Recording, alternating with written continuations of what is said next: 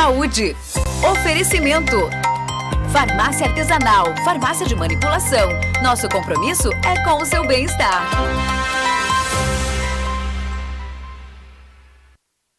Agora são 11 horas e 36 minutinhos. Já está aqui ao meu lado e recebo a Adriete Costa. Ela que é especialista em tantas coisas, mas é formada e tem experiência em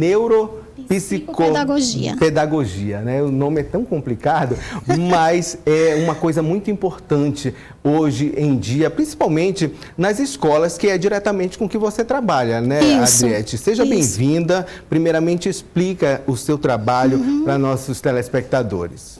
Primeiramente, bom dia a todos e a todas. É uma satisfação estar aqui falando um pouquinho com vocês, com a população, dando algumas orientações em relação a tudo isso que está acontecendo, né? Principalmente a violência escolar. Então, eu sou psicopedagoga e neuropsicopedagoga.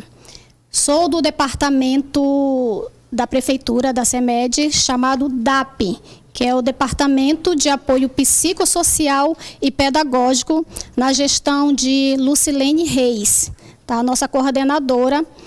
E nós somos em torno de 45 psicopedagogos que estamos atuando nas escolas municipais aqui de Parauapebas, tá certo?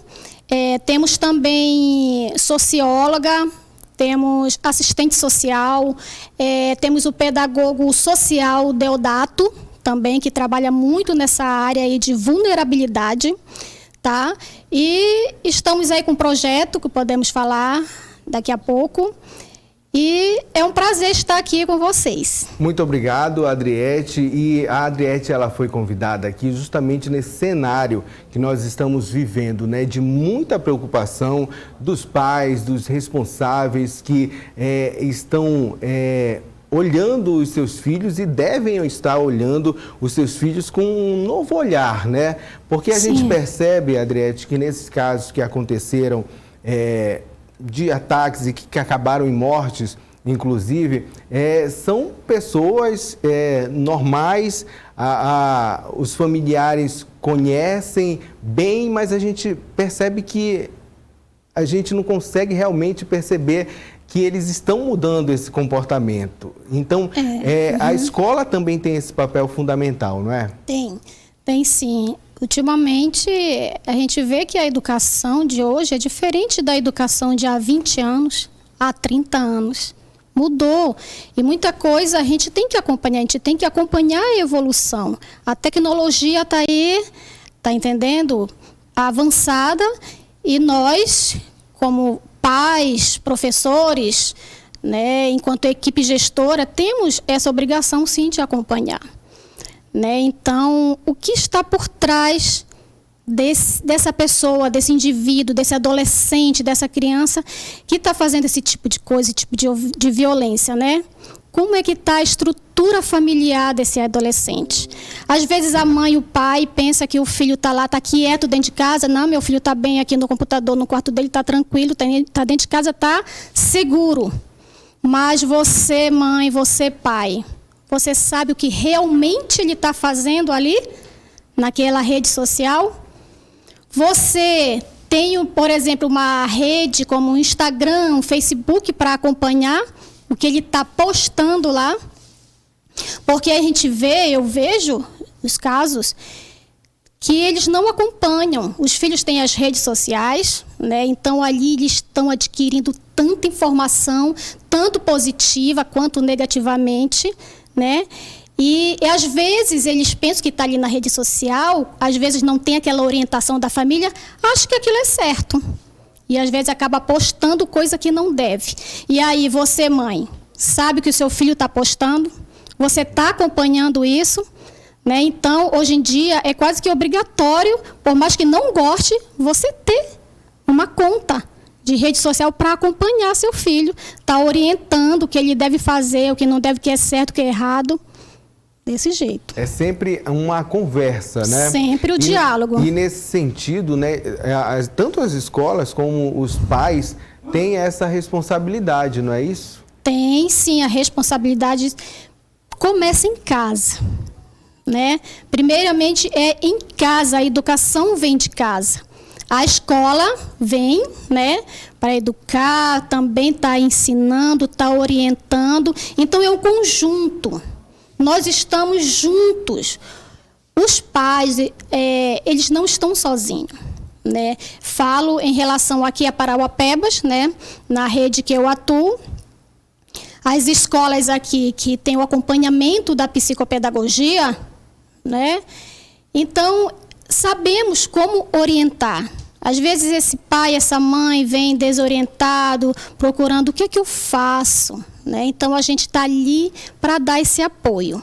Exatamente, né? E é por isso que a gente está tocando nesse assunto aqui, porque de fato é o que a gente está vendo bastante a acontecer. Muitas pessoas colocam culpa na escola, mas a Adriete aqui, ela já está falando justamente, e eu até compartilho desse sentimento, que é de muita responsabilidade mesmo dos pais, né? Eu, Sim. por exemplo, eu vou falar da minha época, que não havia internet, então não tinha essa influência toda, né, que hoje as crianças, jovens, por exemplo, os meus sobrinhos têm, né? Então a gente não consegue, se o meu comportamento mudasse ali, já seria perceptível, mas hoje as crianças estão tendo outro tipo de comportamento que não dá para perceber tanto isso, né? E é por isso que os pais têm que ficar mesmo de olho 24 horas e serem taxados de chatos por eles, Sim, né? Pelas crianças.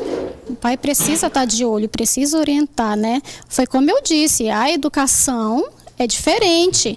Você está diferente de há 20 anos. Você precisa, sim, acompanhar e ver o que está acontecendo com seu filho, sim. Exatamente. Então, se você também tiver alguma dúvida, minha gente, porque quando a gente fala disso, aqui em Parauapebas, inclusive, já aconteceu rumores, mas tem uma equipe, né, justamente para estar atendendo e administrando toda essa situação. Com certeza tem, sim. Por exemplo, na visão de gestor, né? Eu também sou gestora escolar, mas atualmente estou como psicopedagoga na rede. Já tenho uma ampla experiência nessa questão. Mas, por exemplo, na escola que eu atuo, né, a direção está focada, né, e todas as outras que a gente sabe, que a gente sempre está em conjunto, né, estão todos focados nisso, se organizando, fazendo reuniões, tá entendendo? Na escola que eu atuo, tem o vídeo monitoramento, né? E os pais ficam curiosos para saber, né, como é. Então, a coordenadora vai e leva lá aquele pai que está muito aflito, leva lá, está aqui. O que a gente pode estar fazendo, está entendendo? Colocando câmeras de segurança, fazendo as reuniões, orientando os alunos em sala, conversando com eles. Todo esse papel, a direção, a gestão, a pedagogia está fazendo na escola, para estar acompanhando melhor de perto, orientando esses pais, para eles não terem aquele medo, que eles estão com medo, não querem mandar os filhos para a escola. Tá entendendo? Então, a gente precisa estar ali focado, conversando, orientando mesmo de fato essas famílias para que eles não deixem de levar seus filhos para a escola. Tá entendendo? Porque vão estar se prejudicando, né? Tem a reprovação e tudo. Então, só prejudica. É ter confiança, como eu sempre falo também, vamos orar, tá entendendo? Tem que orar sim e mandar o seu filho. A gente tem aquele medo, mas é natural esse medo, é mãe e pai, que é seu filho aqui, tem medo de acontecer alguma coisa com ele. Então, é preciso orientar muito bem seu filho, conversar bastante em casa, o diálogo é fundamental nisso, tá entendendo? Para poder, tem que seguir, precisa seguir de acordo com as orientações, ajuda e a gente vai indo. Adriete, agora é o seguinte, né? Você fala aí em conversa que é importantíssimo, a gente entende que isso é fundamental, é uma característica que vão ali estar mais próximos, né, dos seus filhos, mas tem aqueles filhos que já são mais neutros, né? E desde sempre, por exemplo, eu vou colocar o meu exemplo, eu sempre fui um perfil de criança, na minha época, que eu era muito tímido. Então, eu não costumava estar falando muito, não costumava ter muita amizade. Então, aquele era o meu perfil. Se eu passasse disso, aí haveria uma mudança. Mas com essa rotina de pais, mas eu tinha pais e mães que ficavam, né, o tempo todo comigo. Mas essa rotina movimentada dos pais, de sair, trabalho, voltar, às vezes cansado e não ter esse tempo. Os professores, eles estão capacitados para identificar essa alteração, essa mudança dentro da sala de aula? Sim. A gente está trabalhando com isso já há um tempo, porque os professores, por exemplo, daqui da rede de Parauapebas, têm a formação continuada, né, por mês. Todo mês tem formação continuada, né, para a gente estar acompanhando todo esse movimento do aluno. E a gente está fazendo as palestras com eles, as reuniões. A Secretaria de Educação também vai entrar agora, também com essas reuniões com professores, com os gestores, para estar, né, ensinando, orientando como que esse professor pode estar ajudando o pai, identificando ali o que está acontecendo com aquele aluno. Chega muito caso para mim que o professor ele fica atento, o professor está atento, tá entendendo? E chega, Adriete, aquele aluno tem alguma coisa. Vamos investigar. Aí é feito um relatório para mim, o aluno é chamado e a gente conversa. E ali naquela conversa é uma escuta atenta, viu? É uma escuta atenta, individualizada, né? Tem coisas que pode ficar só ali eticamente, tá entendendo? E ali a gente vai descobrir tanta coisa daquele aluno. Tá entendendo? E essa questão de vulnerabilidade, né? Às vezes é abuso sexual, drogas, tá entendendo? E tem a questão também da aprendizagem, porque o foco da pedagogia é, né, identificar ali se ele tem alguma dificuldade de aprendizagem ou uma dificuldade específica de aprendizagem, como o TDAH, o TOD, que em outro momento a gente pode estar conversando, dislexia, tá entendendo? E que são também os transtornos mentais, como o TDAH, né, que é um transtorno do neurodesenvolvimento, o TOD, que é o transtorno opositor desafiador, porque muitos, principalmente adolescentes, têm esse transtorno e não é laudado, não sabe por que aquele aluno está rebelde, está desafiando as autoridades, está entendendo? Então, a gente tem toda uma avaliação, a gente levanta hipóteses, né, e encaminha para quem? Para o neurologista, dependendo da situação, a gente caminha para neurologista, para o fonoaudiólogo, para psicólogo, e a gente tem essa parceria, tá entendendo? Para ajudar esse aluno, ele não ficar ali solto. Tem as reuniões todos os meses com os pais, por exemplo. Eu atendo atualmente em uma base de uns 50 aprendentes, que a gente fala aprendentes, por isso aluno na área da pedagogia a gente fala aprendentes, porque nós somos seres que estamos sempre aprendendo, né? Então a gente faz aquelas reuniões mensais com os pais, orientando, levando temas específicos para ajudar eles. Adriete, assim, para a gente encerrar a nossa entrevista, então, o pai que identificar isso, quiser pedir uma ajuda, ir procurar esse setor responsável? Pode sim, o pai que tem dúvida, que quer conversar, porque muitas vezes chegam com os coordenadores, com a diretora, eu gostaria de conversar com a psicopedagoga, né? Então, a gente está ali disponível. A gente marca e a gente conversa, tá entendendo? Ele pode procurar a escola, sim. Perguntar o que eu posso fazer. Procura o professor do seu filho. Professor, o que eu posso fazer? Quem eu posso procurar? Tá entendendo? Pode procurar o CRAS, tá entendendo? E tem várias coisas que a gente pode estar ajudando esse pai. E eu gostaria de deixar assim... Você, mãe, você, pai, que tem filho que está nessa situação, você que quer ajuda, você precisa andar de mãos dadas com seu filho, né? Tem muito filho que governa a família. Então, quem tem autoridade na sua família é você, mãe, você, pai.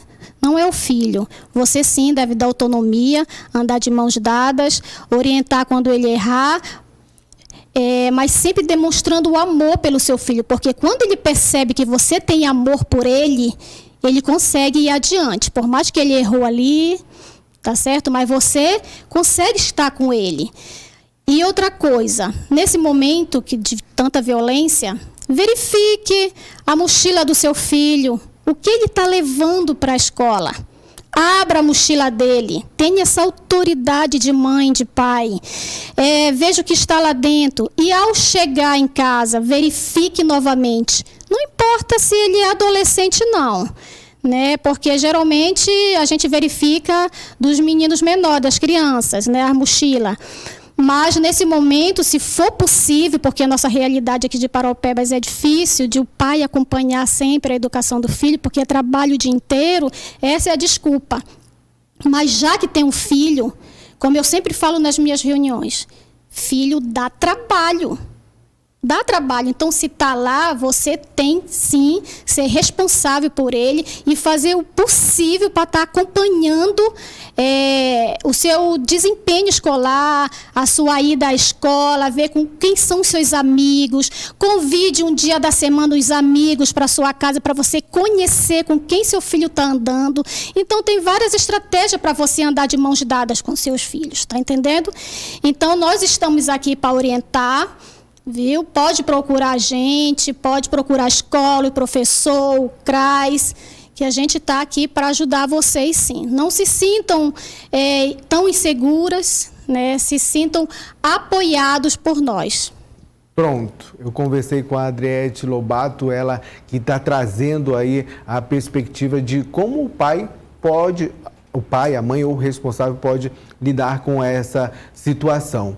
Muito obrigado por ter aceitado o nosso convite aqui e eu tenho certeza que outros temas virão pela frente, tá bom? Eu que agradeço. Mantenham um vínculo afetivo com o filho de vocês. O amor em primeiro lugar. Eu agradeço pela oportunidade de estar aqui ajudando vocês. Obrigada. Um forte abraço aí pela participação aqui no nosso quadro, viu? O Correio Saúde sempre ligadinho junto com a gente. Você que está ligado com a gente também, não esquece, se tiver alguma dúvida aparecendo por aí, é só mandar que a gente repassa a Adriete, que sem sombra de dúvidas ela não vai ter aí dificuldade para responder também, tá bom?